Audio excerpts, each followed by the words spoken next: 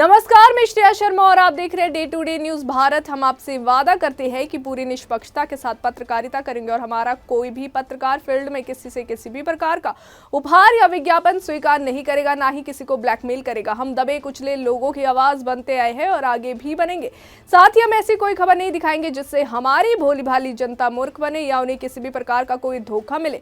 हम लोकतंत्र के चौथे स्तंभ को और अधिक मजबूत करने की पूरी कोशिश में लगे हुए। अब बात करते हैं खबर की, जो इस वक्त की बड़ी और अहम खबर है। आपको बता दें कि बांग्लादेश में इनकलाब मंच के जो प्रवक्ता है, उनकी मौत के बाद पूरे देश में आक्रोश देखने को मिल रहा है। अगर बात की जाए, चारों तरफ जो है उनके समर्थक आक्रोश करते हुए नजर आ रहे हैं। 18 दिसंबर को उनकी मौत हो गई थी, गोली लगने की वजह से उनकी मौत हुई थी, जिसके बाद ये आंदोलन जो है और ज्यादा उग्र होता हुआ नजर आ रहा है।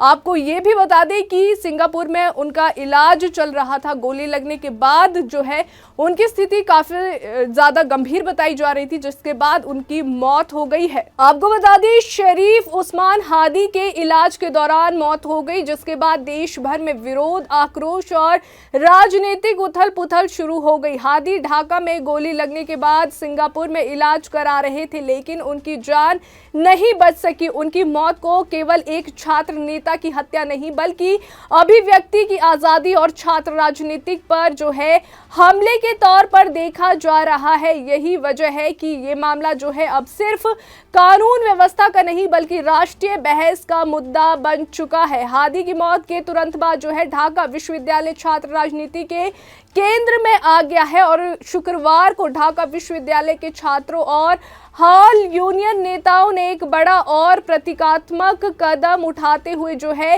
बंगबंधु शेख मुजीबुर रहमान हॉल की पुरानी नेम प्लेट हटाकर उसका नाम बदलकर जो है शहीद शरीफ उस्मान हादी हॉल कर दिया है। वहीं छात्रों ने हॉल के प्रमुख द्वार पर नए नाम के बैनर भी लगाए। ये कदम न सिर्फ जो है प्रशासनिक निर्णय को चुनौती देता है, बल्कि बांग्लादेश के राजनीतिक इतिहास और विरासत से सीधे टकराव के रूप में देखा जा रहा है। शनिवार को हालात और भी ज्यादा तनावपूर्ण हो गए जब अधिकारियों ने हाल से जुड़े पुराने साइन बोर्ड हटवा दिए। इतना ही नहीं, इमारत से शेख मुजीबुर रहमान का जो है नाम हटाने और दीवारों पर बने उनके भित्ति चित्रों को ढकने के लिए क्रेन का इस्तेमाल किया गया। वहीं प्रत्यक्षदर्शियों के मुताबिक शनिवार देर रात तक जो है शेख मुजीबुर रहमान के 2 चित्रों पर जो है पेंट कर दिया गया। ये दृश्य जो है बांग्लादेश के इतिहास में बेहद संवेदनशील माना जा रहा है, क्योंकि शेख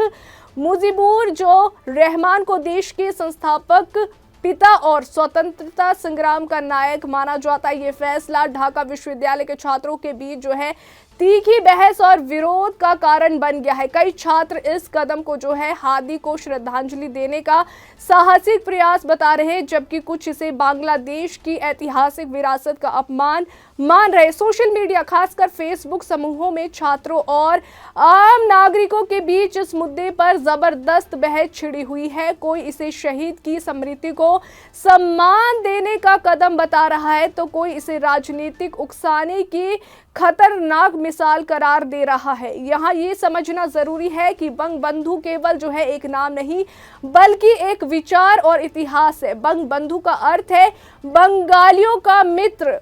ये जो उपाधि है शेख मुजीबुर रहमान को बांग्लादेश को आज़ादी दिलाने, बंगाली अस्मिता और अधिकारियों के लिए संघर्ष करने के कारण दी गई थी।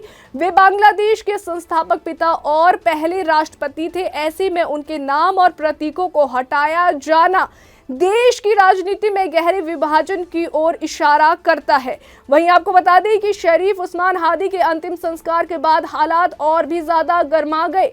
शनिवार को ढाका विश्वविद्यालय परिसर में अंतिम प्रार्थना के बाद जो है इनकलाब मंच के कार्यकर्ता और समर्थक शाहबाग जो इलाके की ओर मार्च करते हुए भी बढ़े। वहीं आपको ये भी बता दें कि यह संगठन ने जो है बांग्लादेश के गृह मंत्रालय को 24 घंटे का अल्टीमेटम देते हुए हादी के हत्यारों की गिरफ्तारी की प्रगति पर विस्तृत रिपोर्ट की मांग की है। प्रदर्शनकारियों का कहना है कि अगर सरकार इस मामले में पारदर्शिता नहीं दिखाती तो आंदोलन और ज्यादा तेज किया जाएगा।